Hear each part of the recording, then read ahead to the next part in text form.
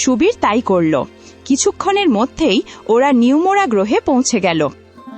বৃদ্ধ লোকটির এরকম অবস্থা দেখে সবাই তার আশেপাশে জড়ো হল। ওই গ্রহে সর্দারের মতো দেখতে একজন লোক বলল, আরে আমাদের মালিক, আপনি একদিন বলে গিয়েছিলেন, 11 দিন কিভাবে হয়ে গেল? আর আপনার এই অবস্থা হলো কিভাবে? আমি ওখানে রাস্তা হারিয়ে ফেলেছিলাম। বকও দূরে চলে গিয়েছিল। 10 দিন ধরে আমি কিছুই খাইনি। শরীর দুর্বল হয়ে গেছে। সম্ভবত এখন আমি আর কিন্তু মালিক, আপনাকে ছাড়া এখানকার লোকেরা কি করবে? আর এই লোকটাকে, যাকে আপনি পৃথিবী থেকে নিয়ে এসেছেন, কে এ? সুবীর দেখল এখানে চারিদিকে সোনা রূপার গহনায় সজ্জিত লোকজন। কোথাও দারিদ্র্যের কোনো চিহ্ন নেই। বাপ রে, এত ধন সম্পত্তি এখানে! আমি তাহলে এখানেই থেকে যাই না কেন? এই বয়সে আর শাড়ি তৈরি করতেও পারি না। 2টো মেয়ে রয়েছে, ওদের আবার বিয়ের খরচ, সেগুলো কিভাবে হবে? এখনো তো 2 বেলার খাবার জোগাড় করতে পারি না। পরিবার সামলাতেই সারা জীবন চলে যাবে। প্রথমে মা আর বোনের ভার উঠালাম, এখন কোনো রকমে 35 বছর বয়সে বিয়ে হলো, এখন আবার 2টো মেয়ে হয়ে গেছে। আমার কথা কখন ভাববো? কর্তব্য তো অনেক পালন করেছি, এখন নিজের জন্য কিছু করতে হবে। আরে মালিক, এটা তো বলুন যে এই লোকটা আসলে কে?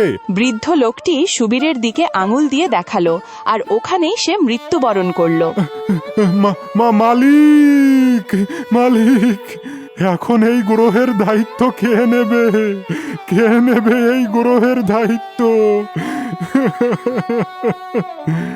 আরে মালিক তো এটাই বলার চেষ্টা করছিলেন যে উনি আমাকে পৃথিবী থেকে এজন্যই এখানে এনেছেন, কারণ উনি জানতেন 10 দিন না খেয়ে থাকার কারণে উনি জীবিত থাকতে পারবেন না। এজন্যই উনি আমাকে এই গ্রহের মালিক হিসেবে এখানে এনেছেন। আরে আমরা কিভাবে বিশ্বাস করব? তোমাকে আমরা চিনি না। আর এই গ্রহের দায়িত্বর কথা বলতে গেলে সেটা আমরা দেখে নেব, এখানে কোনো সমস্যা না। এত সহজে এরা মানবে না, কোনো না কোনো উপায় তো ভাবতেই হবে। ও একপাশে তাকালো, সেখানে একটি সুন্দরী মেয়ে দাঁড়িয়ে হাসছিল। হ্যাঁ, এখানে সবাই শোক পালন করছে, আরে হাসছে, অদ্ভুত তো। সুবীর তার কাছে গেল। ও, তুমি হাসছো কেন? তোমার কষ্ট হচ্ছে না যে মালিক আর নেই? এখানকার মালিক চলে গেছে। আমি অনেক খুশি। এখানকার লোকেরা তো মালিককে অনেক মানত, তাই না? আজকে ওই মালিকই শেষ হয়ে গেছে। এরকম কি করেছিলেন উনি যে তুমি উনাকে এতটা ঘৃণা করো? হ্যাঁ, ওই মালিক আমাকে এই গ্রহ থেকে বের করে দিয়েছিল একটা ছোট ভুলের কারণে। আজ আমি 12 বছর পর এই গ্রহে ফিরে এসেছি, কিন্তু ওর মৃত্যুর পরেই আমি এখানে আসতে পেরেছি। যতক্ষণ ও বেঁচে ছিল ততক্ষণ এখানকার দরজা আমার জন্য খোলেইনি, আজ এক মুহূর্তেই খুলে গেছে। তাহলে তুমি কোথায় থাকতে? আমি মরুভূমিতে ঘুরে বেড়াতাম, এখন থেকে এখানেই থাকব, আর তাদের সকলের জীবন ধ্বংস করে দেব যারা ওই মালিককে একটা বারও এটা করতে বাধা দেয়নি, যে আমার এক সামান্য ভুলের জন্য আমাকে বের করে দেওয়া হয়েছিল। ও, তাহলে কি তুমি আর আমি একসাথে মিলে এদেরকে শাস্তি দেই? হ্যাঁ, তুমি কে আর তোমার উদ্দেশ্য কি? আমি মানুষ, পৃথিবী লোক থেকে এসেছি, আর ওই মালিকের জায়গা নিতে চাই। ঠিক আছে, এমনিতেও আমার তো কারো জায়গা দরকার নেই, কিন্তু এই গ্রহের লোকেরা প্রতিটি মুহূর্ত ভয়ে ভয়ে থাকুক, আমি এটাই চাই। তোমার উদ্দেশ্য মোটেও ভালো মনে হচ্ছে না। তুমি যদি এখানকার মালিক না হও তাহলে অন্য কেউ হবে, তারপর ও আমাকে আবার বের করে দেবে। তাই তুমি মালিক হও আর প্রতিজ্ঞা করো আমাকে বের করবে না, বিনিময়ে আমি তোমাকে সাহায্য করব। আর এভাবেই ওরা দুজনে মিলে ওই গ্রহ দখল করে নিল। সুবীরকে কেউই ওই বৃদ্ধ লোকটির জায়গায় মানতে রাজি ছিল না, তারা নিজেদের দুঃখেই ডুবেছিল। তখনই রূপসী একটি বিড়ালের রূপ ধারণ করল। মুহূর্তের মধ্যেই চারিদিকে এত ঘন ধোঁয়া ছেয়ে গেল যে কেউ কাউকে দেখতে পাচ্ছিল না। আরে এ কি? বাপরে, এত ধোঁয়া কোথা থেকে আসলো? ওহো, এই ধোঁয়া চোখের মধ্যে যাচ্ছে। আরে কেউ তো গিয়ে দেখো এসব কি হচ্ছে, দেখো, যাও। সর্দার বাবু, কিভাবে জানবো? যদি কিছু দেখা যায় তাহলেই তো জানতে পারবো।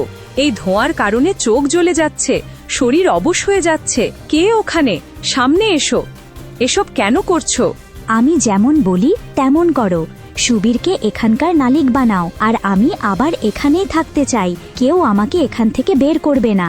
এটা তো রূপসীর কণ্ঠস্বর, সেই রূপসী যে আমাদের মালিকের বিরুদ্ধে গিয়ে এই গ্রহের বাইরে চলে গিয়েছিল। আজ পর্যন্ত মালিক ছাড়া আর কেউ এই গ্রহের বাইরে যায়নি, কিন্তু রূপসী গিয়েছিল। আমরা তোমাকে ক্ষমা করতে পারি না।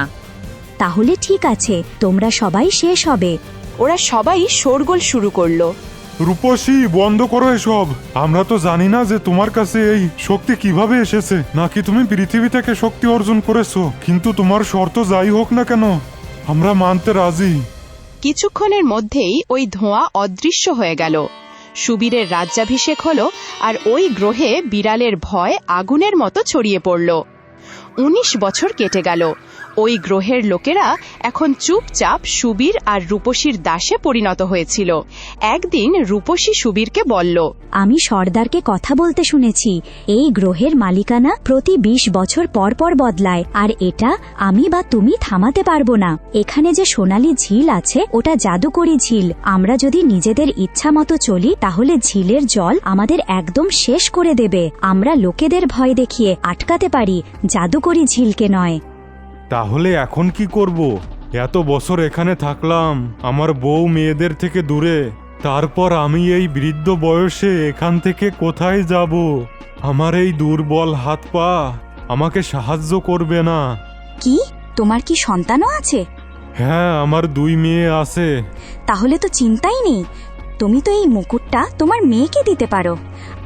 আগের মালিকের কোনো সন্তান ছিল না, কিন্তু তোমার যদি সন্তান থাকে তাহলে সারা জীবন ক্ষমতা তোমাদের হাতেই থাকবে।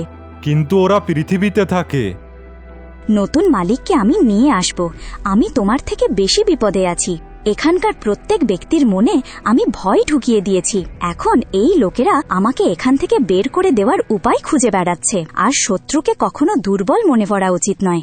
শত্রুকে দুর্বল মনে করা বড় মূর্খতা। আমি যাচ্ছি তোমার মেয়েদের আনতে। রূপসী পৃথিবীতে আসলো, আর লতা ওর কাজে যাচ্ছিল। ওখানেই ওদের দেখা হলো। তোমার স্বামী তোমার মেয়েদেরকে সোনার সিংহাসন দিতে চায়। তুমি একটা কাজ করো, আমার সাথে চলো, আর তোমাদের বাকি জীবন শান্তিতে কাটাও। বয়স হয়ে গেছে, আর কতদিন বুড়ো হাড়গুলোকে কষ্ট দেবে?